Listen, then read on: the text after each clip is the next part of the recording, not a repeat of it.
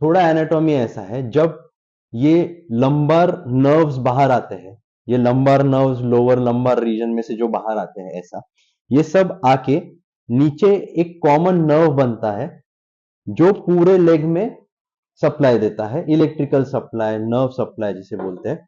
तो उस नर्व का नाम है सायाटिक नर्व। अगर उस नर्व में पेन होता है तो हम बोलते हैं सायाटिका।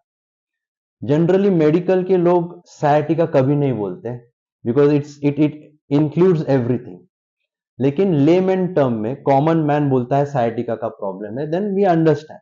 नाउ जब आपने आगे पूछा स्लिप डिस्क, स्लिप डिस्क अलग अलग प्रकार का होता है। अगर डिस्क अपनी जगह छोड़ के बाहर आ जाता है, जैसे मैंने पहले बोला था आपको कि डिस्क खराब हो जाता है, डीजेनरेट हो जाता है, जो उसके अंदर का पानी है वो निकल जाता है, वो सॉलिड डिस्क बाद में बाहर आ जाता है। और वो बाहर आने के बाद, अपनी जगह छोड़ के आने के बाद, यहां से जो नर्व जाते हैं उनके ऊपर दबाना शुरू करते हैं, तो उनको फिर से लेमैन टर्म में बोला जाता है स्लिप डिस्क हो गया। तो उसमें अगर हमने एमआरआई किया, तो एमआरआई में अगर डिस्क फूट के बाहर नहीं आया, लेकिन डिस्क अपने एरिया में ही है, लेकिन अपने कवर को पुश कर रहा है, तो उसको डिस्क बल्ज बोलते हैं। अगर वो थोड़ा सा और बाहर आ जाता है, अपना एरिया छोड़ के बाहर और आ जाता है, तो उसको हर्निएटेड डिस्क बोलता है। और अगर वो अपना कवरिंग या दरवाजा फोड़ के बाहर आ जाता है, तो उसको माइग्रेटेड डिस्क बोलते हैं। ठीक है, तो ये अलग अलग टर्मिनोलॉजीज है जो एमआरआई में देख के बोले जाते हैं, उसके लिए एमआरआई जरूरी है।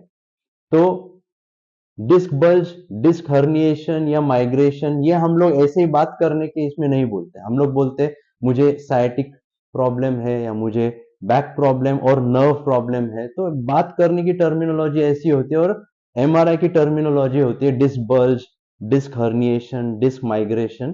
तो ऐसा है।